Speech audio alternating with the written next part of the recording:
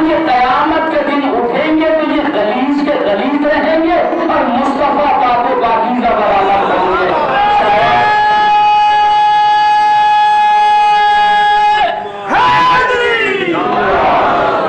جب محمد کی طہارت ان کو فائدہ پہنچائے گی. لیٹے رہیں بغل میں اور لیٹے لیٹے نہ جانے کہاں سرنگ کے رستے یہ پہنچو گے, ہمیں تو کچھ پتہ ہی نہیں.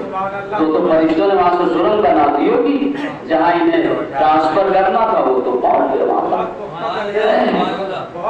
پہلے قرآن نے کہا کہ لعبرۃ, اس میں تمہارے لیے عبرت ہے جانور میں. اور کیا عبرت ہے؟ قرآن ہے بھائی. اب پھر میں آیت پڑھتا ہوں سورہ مبارکہ نساء سے, اور ابھی میں تمہید لے چل رہا ہوں, بات آگے بڑھ رہی ہے. وَلَا تَتَبَدَّلُوا الْخَبِيثَ بِالطَّيِّبِ, قرآن کہہ رہا خبیث کو طیب سے نہ بدل دینا. ارے کیا چاہیے اور جو کر رہے ہیں قرآن نے کیا کہا, وَلَا تَتَبَدَّلُوا الْخَبِيثَ بِالطَّيِّبِ, خبیث کو طیب سے نہ بدلنا. مطلب طیب کو ہٹا دو, اس کی جگہ خبیث کو لا کے نہ بٹھا دینا. یہی تو معنی ہے نا. ابھی آگے چلیے سورہ مبارکہ مائدہ کی سبھی آیت میں چلتے ہیں, آیت نمبر 100. اب وہاں قرآن نے اور مضبوط دلیل دی, اپنے حبیب سے خطاب کر رہا ہے خدا. قل, حبیب ان سے کہہ دو, هل يستوي الخبيث والطيب, کیا خبیث اور طیب برابر ہو سکتے ہیں؟ خبیث اور طیب برابر ہو سکتے ہیں؟ آگے آیت کہہ رہے میرے حبیب, وَلَوْ أَعْجَبَكَ كَثْرَةُ الْخَبِيثِ, اے میرے پیغمبر اگرچہ تجھے خبیث کی کثرت پہ بڑا تعجب ہوگا, خبیث کی اکثریت پہ تعجب خبردار نہ کرنا. خبیث ہوتے ہی ہے تعداد میں بہت زیادہ, خبیثوں کی تعداد ہو رہی ہے زیادہ, گھبرانا نہیں اس سے. یہ نہ سوچنا کہ خبیث بڑے زیادہ ہو گئے, تو خبیث تو ہوتے ہی ہے نا زیادہ. طیب تعداد میں کم ہوتے ہیں. قرآن کہہ رہا, قرآن کہہ رہا وَلَوْ أَعْجَبَكَ, اگر جو تجھے تعجب بہت ہوگا, کثرۃ الخبیث, خبیث کی کثرت سے, یہ خبیث اتنے زیادہ ہے, تو حبیب گھبرانا نہیں, ہونے تو خبیث ہوتے ہی زیادہ ہے دنیا میں, طیب کم ہوتے ہیں. یہ قرآن کہہ رہا ہے. آپ دیکھیں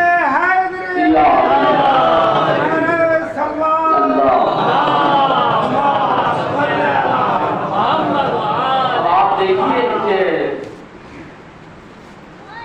حلال جانور تو کم بچے ہوتے ہیں اسے, خنزیر کے بچے بہت زیادہ, کیونکہ حرام گوشت ہے, نجس ہے, تو حرام جانوروں کے بچے کثرت سے ہوتے ہیں.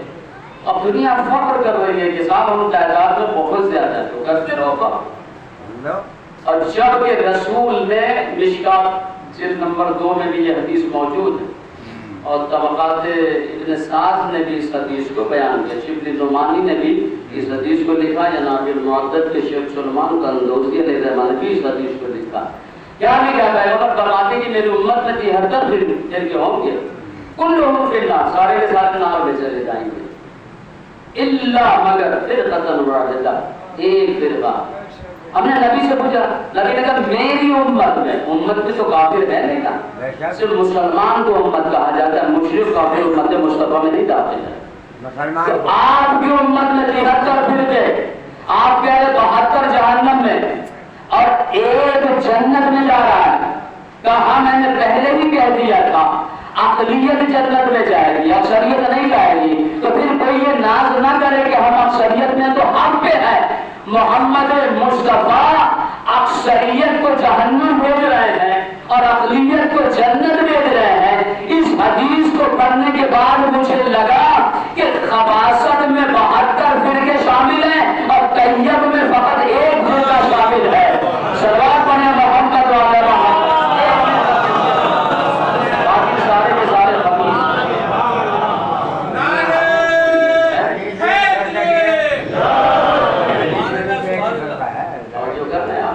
اب پھر چلے سورہ مبارکہ سب میں چلتے ہیں, وہاں دیکھتے ہیں کیونکہ معصوم شہید کی شہادت کی شب ہے. اور بتا دوں بچوں کو کہ ولید بن عبد الملک اس حرامزادے نے میرے مولا کو زہر دیا تھا, جس کی شہادت کی شب ہے. یہ یاد رہے تھے. اب سورہ مبارکہ سب میں ارشاد ہو رہا ہے کہ یریدون یطفئوا نور اللہ بافواہہم، یہ لوگ چاہتے ہیں کہ اللہ کے نور کو اپنی پھونک سے پھونک مار کے بجھا دے، ایسا نہیں کر پائیں گے۔ واللہ متم نورہ، اللہ اپنے نور کو، اپنے چراغ کو مکمل روشن کر کے رہے گا۔ وَلَوْ کَرِہَ الْکَافِرُونَ، اگرچہ یہ بات کافروں کو بری ہی کیوں نہ لگے، خدا مگر جو ہے کر کے رہے گا پورا۔ لیکن قرآن کیا کہہ رہا؟ وَلَوْ کَرِہَ الْکَافِرُونَ، کافر کو برا لگے گا ہم اپنا چراغ جلا کے رہیں گے، کافروں کو برا کیوں نہ لگے؟ تو آپ بتائیے کہ امامت کو مارنے والے کافر تھے؟ 4 اماموں کو شہید کیا گیا ہے، سارے مسلمان تھے۔ تو پتہ چلا کہ صرف بت پرستی کا نام کفر نہیں ہے، نماز پڑھنے والے بھی کافر ہوتے ہیں۔ آگے یہ دلیل بہت بڑی مضبوط ہے سورہ بقرہ میں، وَكَانَ مِنَ الْكَافِرِينَ، وہ کافروں میں سے تھا جو سب سے بڑا نمازی تھا، شیطان۔ ایک اندھے میں ایک اندھا تھا، اور جب بات آ گئی ہے تو ذرا سا مزاج میں تبدیلی ہو جائے۔ ایک آنکھ سے نابینا تھا بیچارہ، اور جو ہے ایک لنگڑا تھا، دونوں میں جو ہے جھگڑا ہو گیا، اور اس نے کہہ دیا اسے اندھے نے کہ تو کافر ہے، کہا میں نہیں ہوں، کافر تو ہے، کیونکہ دونوں آنکھ سے کانا ہے، تو کافر ہے۔ کہا کیسے؟ کا قرآن کہہ رہا کانا من الکافرین، کانا جو ہے وہ کافروں میں سے تھا۔ لیکن وہ کانا نہ سمجھ لیجیے گا، کانا کے معنی تھا، اردو میں جب استعمال کریں گے بے نور آنکھ والا، لیکن عربی میں کانا کے معنی جو ہے تھا۔ تو بہرحال جو ہے قرآن نے کیا کہا؟ قرآن کہہ رہا ہے کہ اللہ کہہ رہا ہے کہ یریدون ان یطفئوا نور اللہ بافواہہم، کچھ لوگوں نے ارادہ کر لیا، کچھ لوگ چاہتے یہی ہیں کہ اللہ کے نور کو اپنے منہ کی پھونکوں سے بجھا دے، اور اللہ اپنے نور کو نور کو مکمل کرے گا، چراغوں کو جلا کے رہے گا، کچھ ہمیں نہیں دے گا چراغوں کو اپنے۔ یہ ہدایت کے چراغ ہے، یہ بجلی اور تیل سے روشن چراغ نہیں ہے، یہ موم بتی اور شمع کی بات نہیں ہو رہی ہے۔ چراغ تعبیری لفظ استعمال کیا ہے قرآن نے۔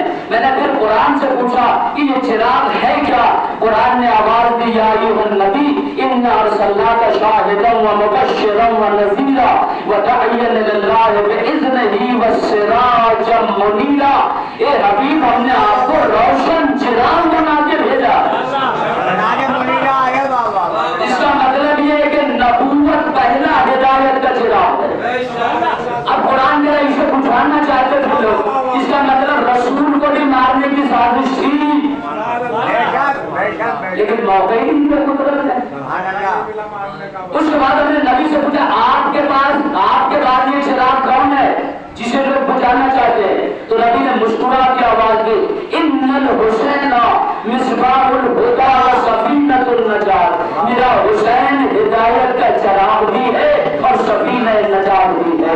تو پتہ چلا کہ رسالت کے بعد اگر چراغ ہے کوئی تو امامت کا چراغ ہے، جسے دنیا بجھانا چاہتی ہے۔ کیوں ایسا کیا دنیا نے؟ کیوں کیا دنیا نے ایسا؟ کیوں یہ امامت کے چراغ کو کیوں بجھایا دنیا نے؟ وجہ کیا تھی؟ کیا امامت ان کی راہ میں رکاوٹ بن گئی تھی؟ نہیں، امامت اگر حکومت ماننے کے لیے کسی دور میں کھڑی ہوتی، کسی دور کی امامت، تو ہم سمجھتے کہ کوئی بات نہیں ہے، کیونکہ امامت بھی دعوے دار تھی، حکومت بھی بادشاہ تھی، لہذا ایک کو تو مارا جانا تھا۔ لیکن جب امامت نے منہ موڑ لیا تھا دنیا سے،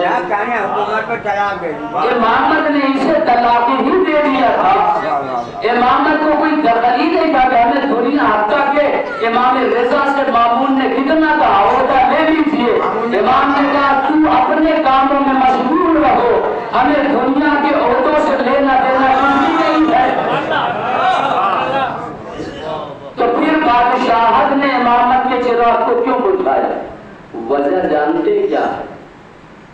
وجہ بس اتنی تھی کہ جو عزتیں اللہ نے امامت میں رکھی، وہ بادشاہت میں نہیں تھی. یہی تو معتصم نے عباسی بادشاہ نے ہمارے ساتویں امام کو کیوں قید میں ڈالا تھا. یہی تو کہیں گے کہ ہم چوراہے سے بھی گزرتے ہیں تو بچے دیکھ کے ڈر کے بھاگتے ہیں, ہمیں سلام بھی نہیں کرتے. یہ بوریے پہ بیٹھتے ہیں, بھیڑ کی بھیڑ آدمی میں سلام کرنے کے لیے. انہیں زندانوں میں ڈالو. تو چراغ ہدایت کو بجھایا اس لیے گیا کہ ہمیشہ چوروں کو خطرہ روشنیوں اور اجالے سے نکلتا.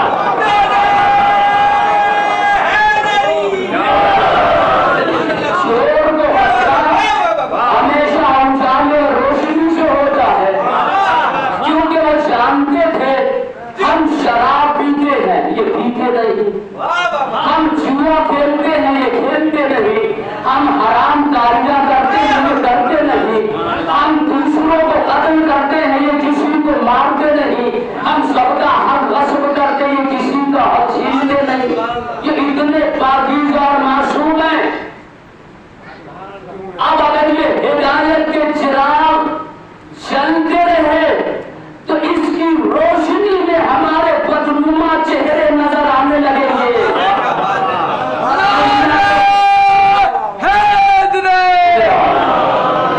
دنیا کو پتا چل جائے گا ہمارے چہروں پہ کتنے دھبے ہیں. دنیا تو ہمیں خود ہی قتل کر دے گی. اور یہ تو بے داغ چراغ ہے. بجائے اس کے کہ ان کی روشنی میں اپنے دامن کے دھبوں کو ٹھیک کرنا تھا, اپنے کردار کو ٹھیک کرتے, انہوں نے الٹا کیا, بجھانے ہی لگ گئے چراغوں کو. جب یہ چراغوں کو بجھانے لگ گئے تو اللہ نے بھی بڑھ کر آواز دی, تم کتنے چراغ بجھاؤ گے؟ ہم نے 11 چراغ جلائے, تم نے بجھا کے رکھ دیا. اور 12واں چراغ جلا کر اسے غیبت کے فانوس میں رکھ دوں گا, اب اسے بجھا کے دکھاؤ. اب غیبت تک تو یہ جا نہیں سکتے, اب مہدی تک تو پہنچ نہیں سکتے. تو غیبت میں مہدی کی ہدایت رحمت کا چراغ چل رہا ہے. ایسے دیا روشن ہے جیسے بادلوں کی آڑ میں سورج چمک رہا ہو, بدلیوں کے باوجود بھی کائنات کو فیضیاب کر رہا ہو. ایسے مہدی کی امامت کا چراغ غیبت کی بدلیوں میں رہ کے کائنات کو روشنی دے رہا ہے, ہدایتیں دے رہا ہے.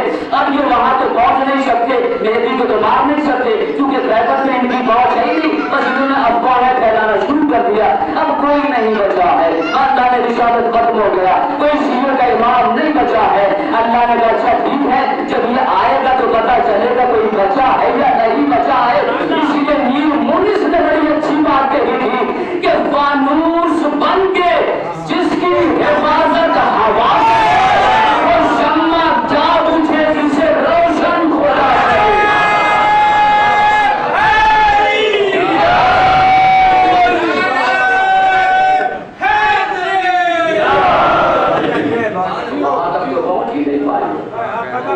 ایک چراغ ہدایت کو بجھانا شروع کر دیا.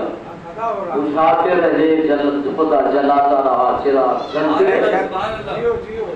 اب آج جس امام کی شب شہادت ہے, ہمارے ذاکرین نے اس کی زندگی کو مسائل میں محدود کر کے رکھ دیا.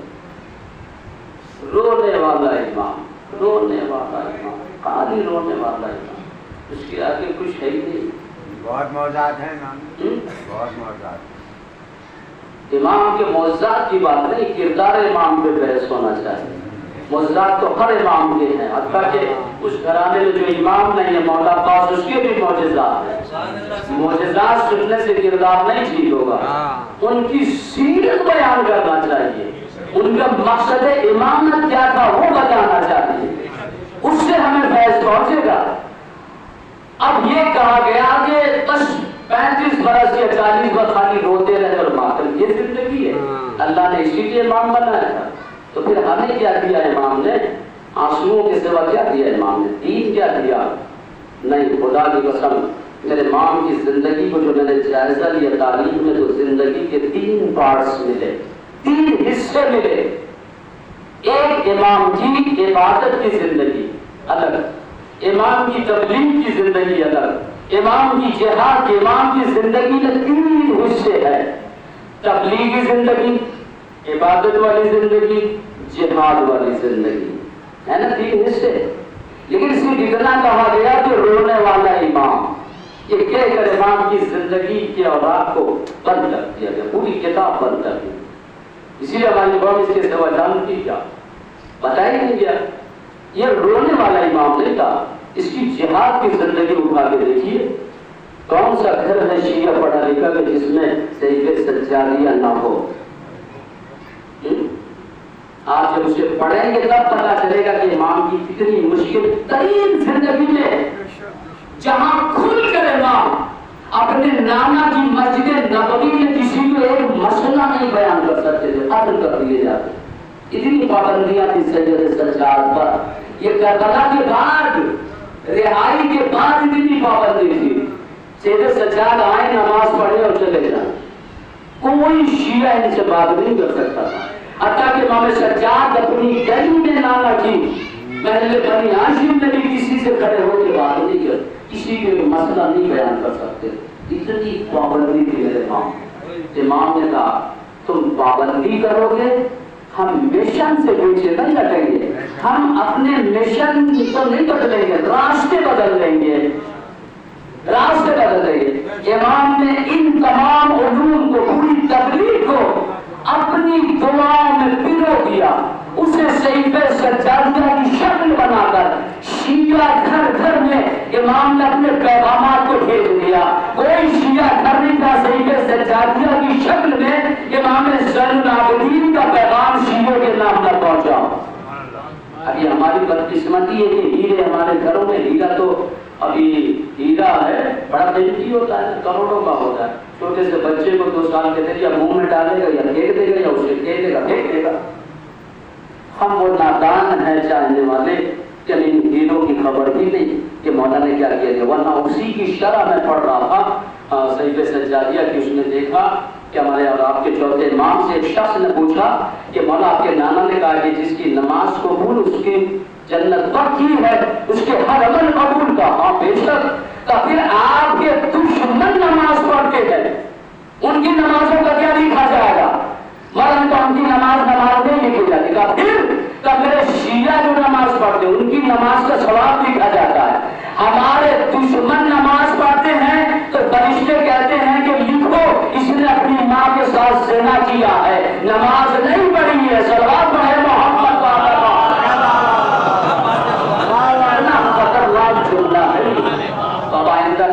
سوال کریے گا تو بہت نمازی ہے صاحب، نماز نہ دیکھو، عقیدہ دیکھو کیسا ہے۔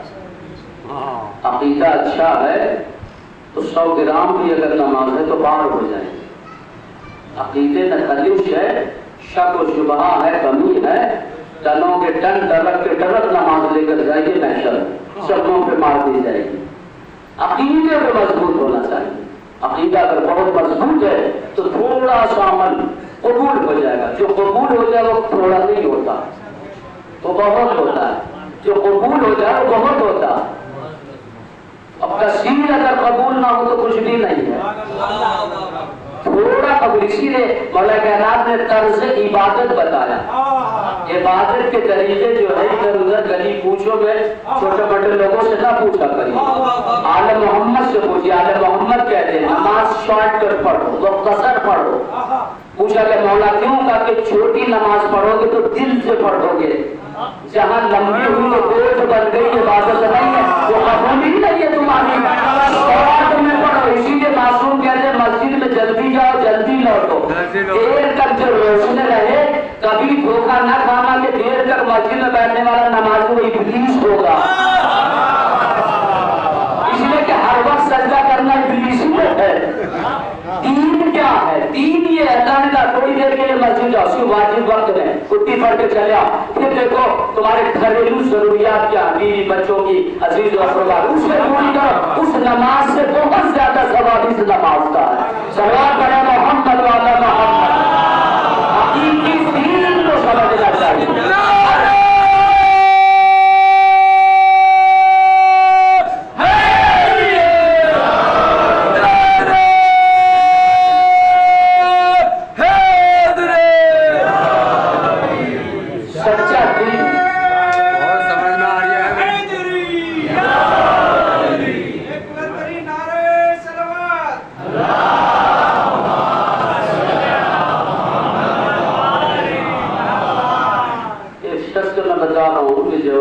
سسٹم میں جاتا ہوں پڑھنے پھر جاؤں گا، بہت زیادہ نماز شب بہت دیر تک پڑھتا ہے، جبکہ نماز شب والے کے لیے حدیث ہے کہ دو چیزیں اگر ہیں کسی کے پاس تو مستجاب الدعوات بن جاتا ہے، جبکہ پچھلے زمانے میں ایک عابد لوگ بنتے تھے مستجاب الدعوات۔ مستجاب الدعوات کا مطلب تو سمجھ جا رہا ہوں، یہ جس کی دعائیں فوراً قبول ہو جائیں اسے مستجاب الدعوات ہے۔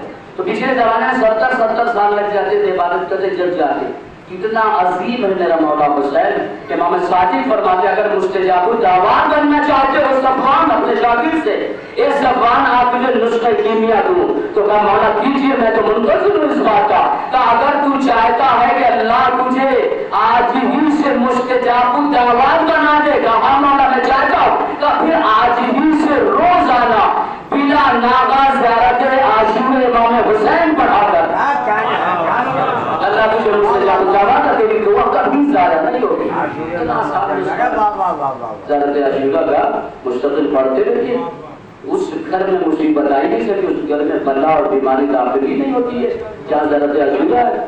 باقی زیارت عاشورہ پڑھنے کا فائدہ تو جب ہوگا کہ جب آپ مستقل پڑھ کے آپ دیکھیے پلٹ کر پچھلی زندگی میں اور اگلی زندگی میں کتنا فرق رونما بہت زیادہ ہے۔ پھر عبادتوں کو مختصر، تو وہاں پہ ہم نے دیکھا کہ اس کا نماز شب پوری پڑھتا ہے۔ ایک شخص کو دیکھا وہ صرف 3 رکعت پڑھتا ہے، 2 رکعت نماز شفا پڑھتا ہے اور 1 رکعت نماز وتر، وہی تو نماز شب کی جان ہے، یہی 3 رکعت۔ باقی 8 رکعت پڑھنے نہ پڑھے کوئی بات نہیں ہے، اگر فائدہ لینا تو بس 3 کافی ہے، اتنا لمبا چوڑا ٹائم لگانے کی ضرورت نہیں۔ ویسے بھی آج کے زمانے میں انسان اس قدر بزی ہے دنیا میں کہ جس جو بیچارہ ڈیوٹی پہ بھی نہیں جاتا وہ بھی اتنا بزی ہو گیا، تو پھر جو نوکری کرا وہ کتنا بزی ہوگا، جو کاروبار والا وہ کتنا بزی۔ تو یہ مختصر ہوئے عبادت، اور مختصر میں فائدہ زیادہ ملے گا آپ کو، تفصیل والی لمبی چوڑی نماز سے نہیں ملے گا، آزما کے دیکھیے، کیونکہ مختصر جب تک پڑھیں گے تو دل لگتا ہے، وہ دل سے ادا ہوتی ہے، تو جو چیز دل سے ادا کی ہے فوراً باب اجابت تک درگاہ قبولیت تک پہنچ جاتی ہے، وہ فوراً اس کا فائدہ سامنے ظاہر ہو جاتا ہے۔ اور وہ پڑھے جانے صاحب وہ محلے والے چائے پلائیں گے کل سے کہ بہت سارے مومن ہے نمازی ان سے دعا کرا، سب سے زیادہ ان سے جو ہے نظر و نیاز میں سب سے پہلے ان کو لے کر آؤ، ایسا یہ صاحب چائے کی جماعت یہ دعا کرتے تو صاحب یہ تو صوفی صاحب ہو گئے کل سے۔ تو نہیں، ایسا نہیں کرنا چاہیے، اپنے ایمان کو ریاکاری میں نہیں لانا چاہیے، جو چھپا کے رکھنا چاہیے۔ امام سجاد سے پوچھیے، بہت مشکل ترین دور گزرا ہے امام کا، تو کہتے مولا سجاد بہت مشکل ترین 3 دور ہے زندگی کی، عبادت کی زندگی اٹھا کے دیکھیے تو حیرت میں پڑ جائیں گے، عجیب انداز سے بات۔ آپ اگر ان کی جہاد کی زندگی اٹھا کے دیکھیں حیرت میں پڑ جائیں گے، آپ اگر امام کی تبلیغ کی زندگی اٹھا کے دیکھیں گے حیرت میں پڑ جائیں گے۔ تبلیغ کی زندگی بینڈ لگا ہوا ہے امام پہ، خبردار زین العابدین ایک مسئلہ نہیں بیان کر سکتے مسجد میں، نماز پڑھیں پیچھے جاسوس کھڑے ہیں، امام نماز پڑھتے تھے سیدھے نہ دائیں بائیں چلے جاتے تھے، اگر بات بھی کرے تو گرفتار پھر سے ہو جائے چلے جاتے تھے۔ پھر کیا کرتے تھے، اب نانا کا دین پہنچانا ہے نا، پوری کربلا امام کی مٹھی میں آ گئی ہے، سمٹ کے آ گئی ہے، اب وہاں تک امتحان تھا، اس سے بڑا امتحان اسے پوری دنیا میں کربلا کو پھیلا دینا، پیغام کربلا کیسے جائے گا یہ، ہر طرف پہرا لگا ہوا۔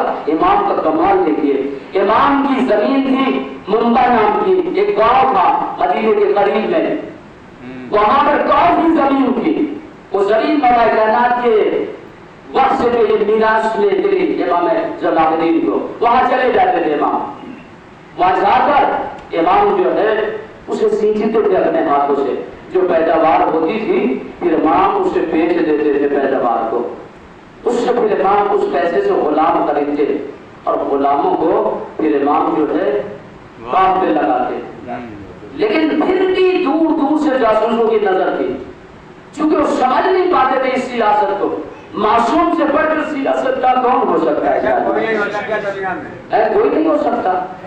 امام بغل بغل میں مٹی برابر کر رہے ہیں ہاتھ سے، غلام ہے، میرے نانا نے یہ حدیث بیان کی، میرے بابا نے یہ حدیث بیان کی، یعنی علم امام اسے دے رہے ہیں، پوری ٹریننگ دے رہے ہیں، پورا درس پڑھا رہے ہیں، کام بھی ہو رہا ہے، کیا طریقہ ہے خدا کی مدد میں، امام کام بھی کروا رہے ہیں غلام سے، اس کے بعد امام کام کرتے کرتے علم بھی دے رہے ہیں، علم بھی دے رہے ہیں، علم بھی دے رہے ہیں، دائیں بائیں بھی دے رہے ہیں، کوئی جاسوس دے گا. یعنی امام نے اپنی 35 برس کی زندگی میں رہائی کے بعد 80,000 غلاموں کو کھیتی میں لگا کر وہی عالم بنا کر بڑے سے بڑا وقت کا محدث بنا کر راوی حدیث بنا کر مجتہد اعظم بنا کر اسے فقیہ کبیر بنا کر ایک ایک کو بھیجنا شروع کر دیا. جاؤ تم افریقہ میں جاؤ، تم حبشہ میں جاؤ، تم مصر میں جاؤ، تم تنزانیہ میں جاؤ، تم جاؤ لبنان جاؤ، تم جاؤ فلاں علاقے میں چلے جاؤ، تم فلاں علاقے میں بکھر جاؤ کائنات میں ہمارے شاگرد بن کر اور پوری کائنات میں کر دو بنا کا پیغام عام کر دو. حسین کی قتل یعنی حسین کی جو قتل گاہ ہے کربلا پورے واقعات کو پھیلا دو اور بتاؤ دنیا کو حسین حق پہ تھے، یزید جو ہے باطل پہ تھا. ہماری حدیثوں کو ان کو پلا دو پانی حدیثوں کے اتنا علم عام کر دو اہل بیت کا. اس کے بعد امام نے آگے پڑھ کر آواز دی ہوگی تم ایک سجاد کی زبان پہ پہلے بٹھاؤ گے، ہم 80,000 میں ایک وقت میں ہماری حمایت میں ہوگی کائنات میں.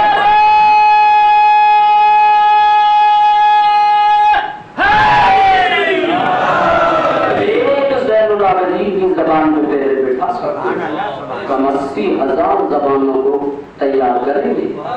سوچ لینا 80,000 زبانیں جب ایک وقت میں امام سجاد کی حدیثوں کو بیان کرتی ہوں گی. ایک کتنے ورود سے آج یہاں تک جو پہنچا علم یہ امام سجاد کی دین ہے. جو کہہ رہے ہیں امام صادق، میں مانتا ہوں امام صادق، امام صادق کے لیے زمین اگر ہموار کیا ہے کسی نے امام سجاد نے کیا ہے. امام سجاد کی محنتیں تھی اور امام سجاد کے اتنے پہلے تھے، اتنے پہلے بٹھائے گئے. آپ کو یاد ہوگا کہ چھٹے امام کے لیے یہ امام ذوالحفیظ نے زمین کو بالکل ہم اپنے شاگرد کائنات میں پہنچا دیے، پوری دنیا میں پہنچا دیا. امام صادق کے لیے آسان ہو گیا مدرسہ کھولنا، کیونکہ اب تعارف کرانے کی ضرورت نہیں ہے. اسی مسجد میں امام صادق کے دور کا ماحول اچھا ہو گیا تھا اور امام صادق نے پورا مدرسہ کھول دیا. آج یہ انگریزوں نے کیا کیا، انگلش میڈیم میں جائیے اے سے ایپل، یہ کس کی اجازت ذرا بتائیے، کس کی اجازت بتائیے آپ، یہ کس نے یہ علم کیا اے سے ایپل؟ یہ میرے مولا امام صادق نے یہ علم دیا. امام کیا کرتے تھے، سیب جیب میں رکھتے تھے، ایک جیب میں کھجور رکھتے تھے، اوپر کی جیب میں کبا کے انگور رکھتے تھے. امام بچوں کو بلاتے تھے، مدینے کے بچوں پورا گھیر لیتے تھے امام کو. کیسے مدرسہ بنایا امام نے؟ مطلب پوچھتے تھے سیب دیکھا ہے؟ بچے کہتے نہیں. امام نے کہا دیکھو گے اور کھاؤ گے بھی؟ امام جیب سے سیب نکالتے، بچوں مدینے والوں، مدینے کے بچوں یہ رہا سیب ایسا ہوتا ہے، دیکھو رنگ سرخ ہوتا ہے. اچھا تو اس کا ذائقہ بھی، یہ علم ذائقہ بھی دیتے تھے، علم رنگ بھی دیتے تھے اور علم حیثیت بھی بتا دیتے تھے. ایک وقت نظر کتنے علوم ان کے سینوں میں انڈیلتے تھے امام. اس کے بعد امام کہتے ہیں انگور دیکھا ہے. اس طرح سے رنگوں کا علم، جغرافیہ کا علم، علم الاعداد، علم التفاصیل، تمام علوم امام جو ہے بچوں کو مدینے کی اس طرح سے بہت بڑی یونیورسٹی میں تبدیل ہو گیا یہ مدینہ. بہت محنتیں کرنی پڑی عالم محمد کو خدا کی قسم، لیکن دنیا نے اس چراغ ہدایت کو اسی لیے مٹانے کی کوشش کی. یہاں تو علم کے چراغ روشن ہے. یہی علم جو ہے ہماری ان عیبوں کو ہمارے جو یہی علم جو ہے ظاہر کرے گا. علم کے چراغ کو گل کر دیا جائے، اسے مٹا دیا جائے. امام صادق نے اس کے بعد پھر اور امام کا دورہ جانتے کیا کہ امام صادق کے زمانے میں بات کریں، کہتے بہت آسان دور تھا نا. امام صادق کا بھی بڑا مشکل زمانہ تھا، اتنا مشکل دور کا چلے امام کا. امام کے گھر پہ پہلا جاسوس گلیوں میں بکھرے ہوئے، پولیس لگی ہوئی ہے. کوئی ان کے گھر پہ جا کر مسئلہ نہ پوچھے. شیعوں نے خفیہ خط لکھا، مولا بہت مشکل آ گئی ہے. کیا اب مسئلہ نہیں پوچھ سکتے آپ.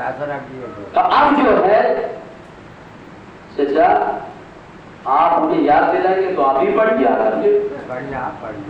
تو ہم ہی لوگوں سے سن کر آپ سے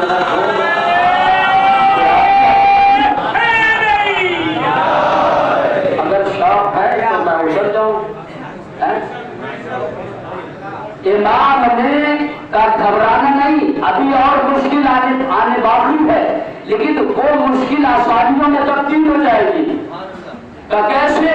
کل دیکھنا دوسرا فتویٰ نکلے گا. اسے دیکھا کہ واقعی ایک مفتی گلی میں، اسی گلی میں امام کی چوکی بنا کر اس کو بٹھا دیا گیا. آؤ مسئلہ پوچھو، 2 روپیہ لے جاؤ، 2 روپیہ لے جاؤ، مسئلہ پوچھو. اور جو امام صادق سے پوچھے گا اسے 1 روپیہ ٹیکس دینا ہوگا. پھر اس نے امام کو خط کا منع اب اور بڑھ گئی ہے مشکل.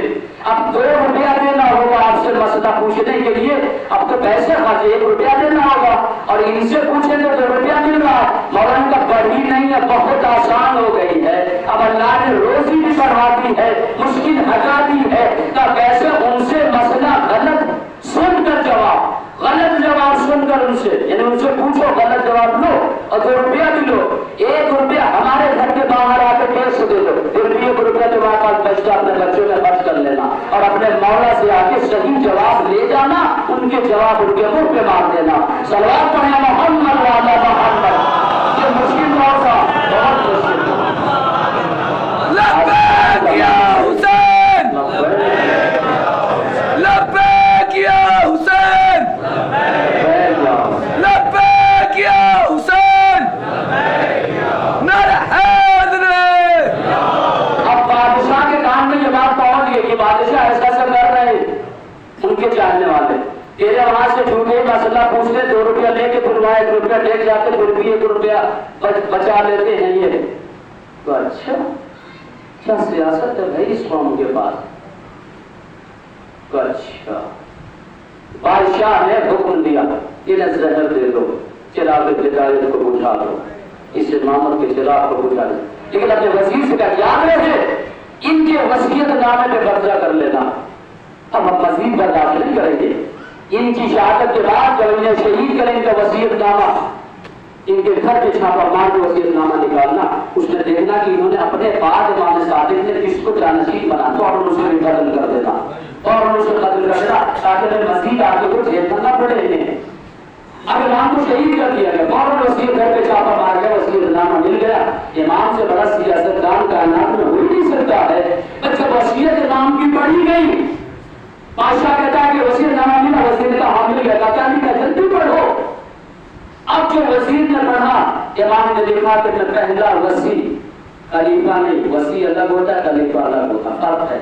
وصی کا مطلب میں کسی سے وصیت کروں تو وہ میرا وصی ہے، اور وصیت کرنے والا میں خود موسی، وصیت کرنے والا موسی جس سے وصیت کی جائے وہ وصی ہے. وہ جانشینی کی بات نہیں ہو رہی ہے. وصیت تو کسی سے بھی کی جا سکتی، اس میں مذہب کی بھی قید نہیں ہے، اس میں عقیدے کی بھی ضرورت نہیں پڑتی ہے. بس اس نے جو ہے جو بھی پورا کر لے وہ وصی ہے. بس امام نے لکھا کہ میرا وصی پہلا وصی بادشاہ ہوگا. اب بادشاہ نے کیا کہا تھا کہ جس کا نام ہوگا اسے میں قتل کر ڈالوں گا. اب وزیر نے کہا کہ بادشاہ اس میں پہلا نام تیرا ہے کا دوسرا میرا ہے.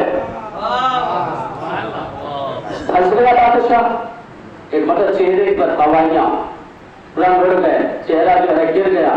وزیر کہتا کیا ہوا؟ تو بھی شامل، میں بھی، مجھے بھی وصی بنایا اور مجھے بھی تو قسم کھائی تھی نا کہ جسے انہوں نے وصی بنا اسے قتل کر دیں گے. بادشاہ کہاں سے شروع کیا جائے؟ پہلے تو تیرا نام ہے نا، قتل کہاں سے شروع ہو؟ بادشاہ کا نام مجھے وصیت اس نے پھاڑ کے پھینک دیا، مجھے نہیں چاہیے ایسی وصیت. امام کی وصیت کی توہین امام نے لکھا اسی لیے تھا. دیکھیے امام نے ایک تحریر سے اپنے بیٹے موسیٰ کاظم کو بچایا کتنے آرام سے ہے. یعنی ایک تحریر سے امام نے بادشاہت کے رخسار پہ تماچا بھی مانا اور امامت کے بجھتے چراغ کو بھی پھر سے زندگی دے دی ہے. صلوات پڑھیں محمد وعلی محمد. یہ ہے ہمارے وہاں امامت. ورنہ آپ دیکھیں کہ زین العابدین سید الساجدین، وقت کافی ہو چکے میں بات کو سمیٹ رہا ہوں. سید الساجدین زین العابدین، اتنے القاب ہے میرے مولا کے کہ زین العابدین کیوں لقب ہے؟ زین العابدین عبادت گزاروں کی زینت، یہ لقب جو ہے ایسا تیسا لقب نہیں، آسمانوں میں مشہور ہے. حدیث میں کہ قیامت کے دن سید سجاد کو سید سجاد کہہ کے نہیں پکارا جائے گا. آواز آئے گی آئینہ زین العابدین، عبادت گزاروں کی زینت کا وہاں کھڑا ہو جائے. امام سجاد کھڑے ہو جائیں گے اس دن. شیطان نے نماز شب میں جب دیکھا کہ نماز شب میں خدا فخر کر رہا ہے، ایک ملائکہ ذرا زمین پہ دیکھو میرا عبادت گزار کتنا حسین نظر آ رہا ہے. سید سجاد کے سجدے کو دیکھو کیسا حسین سجدہ ہو رہا ہے زمین پر. مجھے سجاد کے سجدوں پہ فخر ہے. تجھے کائنات کے کسی سجدے پہ فخر نہیں ہے. تو شیطان کھڑا ہو گیا کہنے کا پتہ اندھا تجھے عابد کے سجدوں پہ فخر ہے تو مجھے اختیار ہے ان کے جسم پر. اللہ نے آواز دی ملعون ان کے دل و دماغ پر اختیار نہیں دوں گا. اس لیے معصوم کے دل و دماغ پر شیطان کا اختیار نہیں ہوتا. جب شیطان کا اختیار نہیں ہوتا تو پھر یہ کہنا کہ حسیان بک رہے ہیں. شیطان نے کہا ٹھیک ہے جسم پہ دے گا ٹھیک ہے. بس میرا مولا نماز شب کے وتر کے سجدے میں تھا. آخری رکعت کیا سجدے میں تھا یعنی وتر کے سجدے میں. از زمین پھٹی ازلحہ برآمد ہوا. اس نے امام کے انگوٹھے کو لیا چبانا شروع کیا. چباتا رہا چباتا رہا چباتا رہا. امام کا سجدہ طویل ہوتا گیا طویل ہوتا گیا. پورا مصلی خون میں تر بتر ہو گیا. شیطان تھک گیا ہے یہ تو سجدہ اتنا کر دی اتنا خلوص کا سجدہ میں نے پورا انگوٹھا چبا لیا پورا مصلی لہو لہان ہو گیا. اس کے باوجود عبادت میں فرق نہیں آیا. عبادت میں فرق نہیں آیا.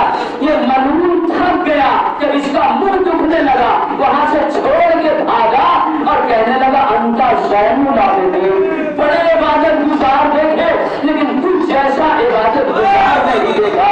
آج سے میں سمجھ گیا کہ کائنات کے عبادت گزاروں کی زینت اگر کوئی ہے تو تو ہے. یہ کہہ کے شیطان وہاں سے بھاگ گیا. اب شیطان کی خصوصیت پتا ہے جب شیطان ہار جاتا ہے تو ہمیشہ میدان چھوڑ کے بھاگ جایا کرتا ہے. سوال بنا محمد والے محمد